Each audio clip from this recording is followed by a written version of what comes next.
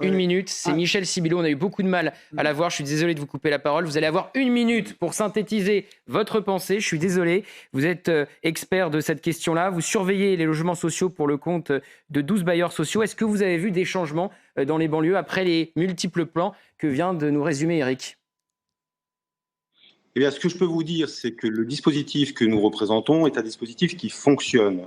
De quoi s'agit-il? Nous employons des agents de sécurité spécialement formés qui sont chargés d'une mission de service public et qui sont maintenant habilités à relever d'ailleurs des infractions d'atteinte au patrimoine social.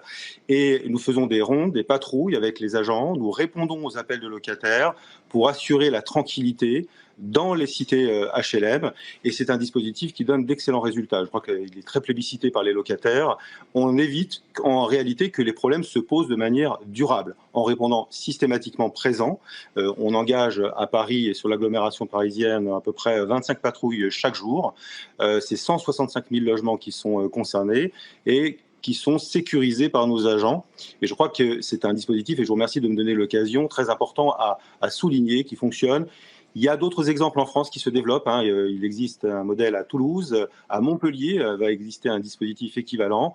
Et donc, c'est bien de pouvoir souligner des choses qui fonctionnent et qui fonctionnent bien grâce à nos bailleurs. Alors faut-il mettre, on a un peu plus de temps, on nous a donné un peu plus de temps, Michel Sibilo, est-ce qu'il faut mettre plus d'argent selon vous dans les banlieues? On a déjà vu Elisabeth Borne réunir les acteurs de la ville la semaine dernière à Matignon pour un énième plan banlieue, ce qui ne plaît pas du tout à la droite notamment. Moi, je ne suis pas suffisamment compétent pour vous donner une appréciation d'ensemble, vraiment. Notre engagement à nous, c'est celui d'assurer la sécurité. C'est un dispositif qui fonctionne. Alors, si il y avait dans ce plan banlieue des dispositions qui visent à généraliser un dispositif tel que le nôtre, ce serait une très bonne chose.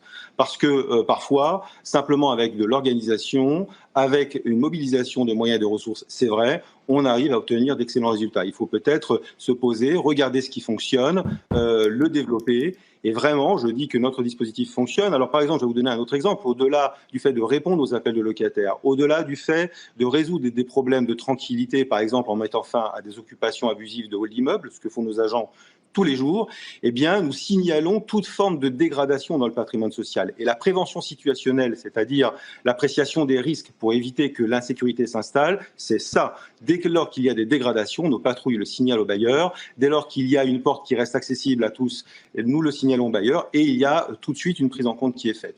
Donc c'est sur ce champ interstitiel entre celui des gardiens d'immeubles, celui des forces de l'ordre, sur lequel nous sommes très présents. Et ce champ-là, il ne faut pas Eh bien l'oublier, il est très merci. important pour éviter que la délinquance s'installe. Je vous remercie en tout cas de Merci votre attention. beaucoup Michel Sibilo. Je rappelle que le dispositif dont vous parliez, c'est que vous êtes chargé de surveiller les logements sociaux pour le compte de 12 bailleurs. Merci messieurs, merci Eric, merci Yvan. Vous restez avec moi parce qu'on va partir au